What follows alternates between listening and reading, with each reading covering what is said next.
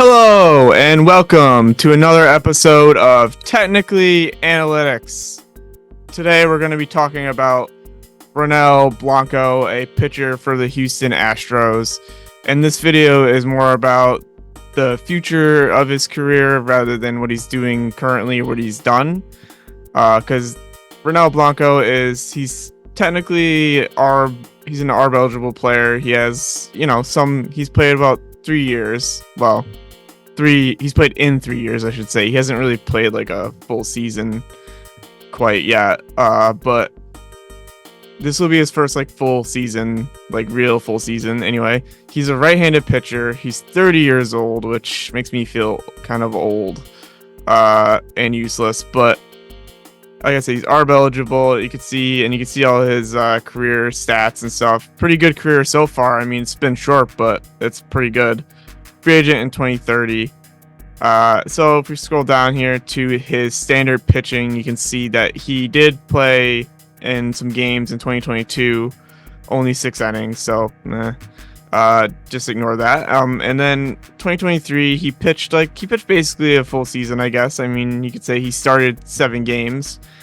He did decently, not the best. I mean, he's still a rookie at that point, so he was 2-1, so that's pretty decent, and 52 innings. That's not bad.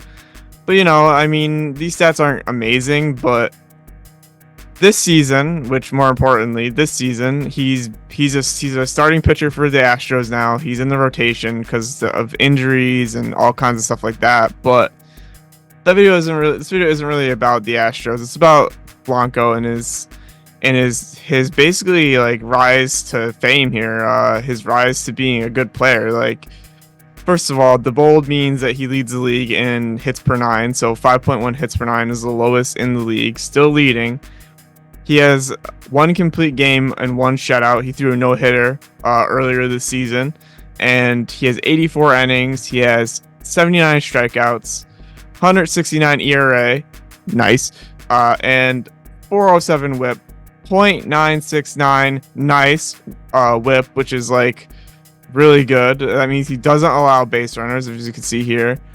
Base runner balls plus hits divided by pitches or innings pitched. So yeah, doesn't allow base runners, and he doesn't allow hits. He gives up some home runs. He gives up some walks. Now you can see the walks have been steadily decreasing, which is good because that's something he struggled with, is walking people, location, like most young pitchers. I mean, that's pretty normal. And then you can see here his ratios, his pitching ratios, all his batting against, on base, slugging, all these numbers are going in the right direction. They're all going down, so that's good.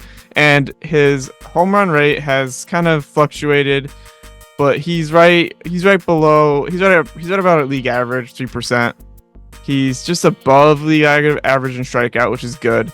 His walk rate is quite a bit above league average. So he has to work on, like I said, on some command, and we're gonna look at that in a second. This is the rest of his stuff. You can see that he's so he's doing pretty good this year. Like I said, he had a no-hitter. So we're gonna go over to Baseball Savant, and we can look at all his stuff and dig a little bit deeper into what this guy is all about and why he's so good. I mean, because clearly if you throw a no-hitter, it's gonna, you have to have some good stuff at some point, right? So you can see his run value chart here. He's pretty good at every pitch except for the fastball. His fastball isn't great, and you'll see that. We'll see more about that later. But xERA, x batting average, fastball velo, average exit velocity, like these things are like these two are expected, so that means what he's expected to do is good. And then his fastball is not very good. His exit velocity it's okay, but the thing is, his hard hit percentage is actually pretty good, meaning he's not letting guys hit the ball hard. He's mostly getting like weak contact or whatever, so that's usually a good thing. And then these are expected, so it's just so it's like it's like what he should be doing based on his stuff and his movement and all that. And his chase rate and whiff rate are pretty decent, meaning he's actually doing something good. His K rate's okay, walk rate is too low, and or is too high rather, and his barrel rate is too high. So he's the problem is his fastball. Okay, this all the stuff in blue is fastball related like problems, right? And you'll see what I mean here in a second. So yeah, you can see that these are all his like Statcast statistics, all the batted balls, what the expected is, what the wOBA is, all that stuff. Gonna skip over that for now, but see the four seamer right here? Look where he's placing that pitch. Like he's placing it kind of up in the zone. He's not, because the problem with the high fastball is that if you throw it in the wrong spot at the wrong time, it's going to get taken deep for almost every time by MLB hitters, right? Like you have to put this pitch right on the line, kind of. And if you look at 2023 and you see where his four seamer was, it was right down the middle. Like he was throwing meatball four seamers to guys. Like it's no wonder his ERA was 4.5. Like, I mean, it's no wonder, right? Like that's gonna kill you every time. But now he's getting a little bit better. He's still not locating his fastball as good, but he does use it to set up his other pitches. So like his slider and his changeup, and we'll see that in a second, the movement and spin. And you can see here his pitch tracking, like the expected. So the actual slugging on his four seam is the highest of any pitch, and then the other ones are pretty decent. And same with the batting average. Same with the well, actually, not the same with the same with the batting average rather. 184 for the slider, which is highest. But that's just because he's getting like weak contact. Like it's not like guys are slugging on it that hard. Like 354 slug, I expected slug, 255 slugging, 308, 208 wOBA. So that's not a very good expected on base percentage. And then you can see the changeup and the fastball and the slider and changeup combo is deadly basically. And he doesn't really throw a lot of curveballs, but that's deadly when he does throw it. So yeah, he's getting guys out with his slider and changeup. Now I want to go down to here. I'm gonna skip run value for now. So as you can see here, his movement based on pitch type is four seam is in the red, so that's going this way, kind of like 1 o'clock, 2 o'clock on if you see the clock here. And then his slider is also going the same way, like 12, 1 o'clock. And then his curveball is the opposite, and his changeup is kind of like 2, 3 o'clock. So basically every pitch he has kind of looks the same coming out of his hand, but they end up in slightly different spots. Like they're moving in slightly different ways, but it's not enough for hitters to be able to distinguish it. And I think that's where his advantage is, because he could throw a fastball, high in the zone, and then he could throw, let's say a changeup, right? He could throw a changeup and it's down and away. And then he throws his slider, and that one kind of goes like, it kind of has like a 12-6 kind of spin. Like it goes up and down, or movement rather. It goes like up and down like this.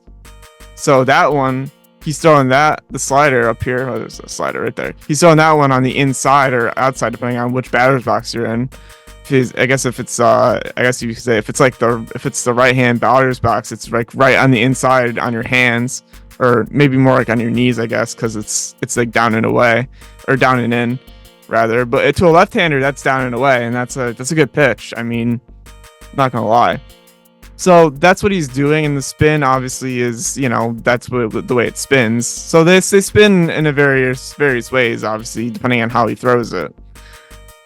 So looking at the run value, you can see that his run value this season is pretty decent. Like he's getting the Ks, he's keeping his slugging down on it, keeping the batting averages in check, like we just looked at, and the hard hit percentage, like the fastballs hit the hardest. And you can see that last season is a good representation of him not doing as well with this kind of stuff, but his slider had the most run value, 7, and then his forcing fastball -13, which is not great. Like 714 slug, 343 batting average. I mean, that's crazy. It's a lot. And then guys weren't missing. He wasn't striking guys out with it. The slider, however, on the other hand, was doing numbers. You can see right here, 28% K percentage, 21% put away. So, I mean, like, this guy's gonna be good in the future. I think he just needs to get his control like better, because you can see that it's just a placement of the pitches that's the problem. Like,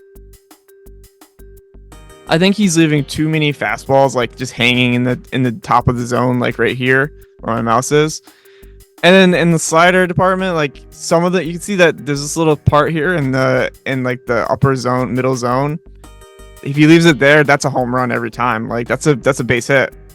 And then the changeup too, he kind of tends to like leave it up in the zone. Curveball kind of all over the place. So overall, I think Blanco is going to be a great player. Like and you can see like his fastball doesn't blow people away. His slider 86, 85, and 79. So his pitches are all very similar, and his fastball is fastest, but it's not like 100 miles per hour, right? So in this season, Blanco has shown that he could be an ace. Like he has like ace potential, and I'm excited to see where he goes from here, because I think he's going to be really good. I mean, on the evidence of the no-hitter and stuff, he's going to be really good.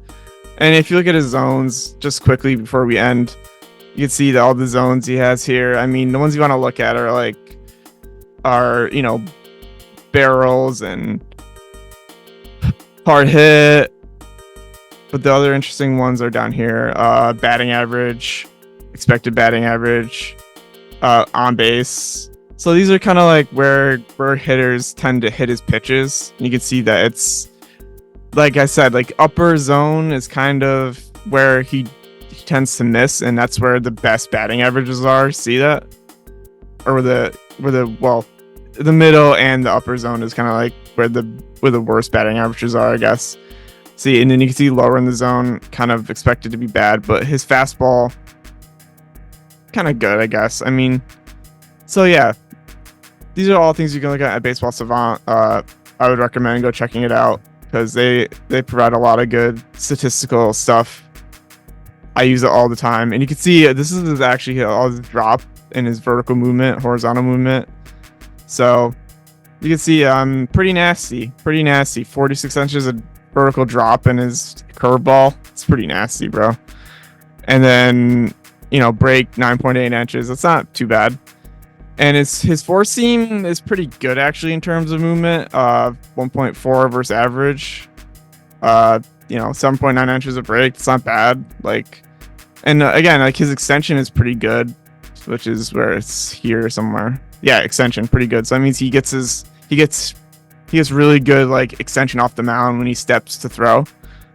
So yeah, that's gonna wrap it up for Ronel Blanco. I'm gonna check back in on him in the future. Make sure to like and subscribe if you like this kind of content, and also make sure to check out my OOTP series where I'm trying to get the Pittsburgh Pirates to the World Series. So that will be on my channel. Baseball.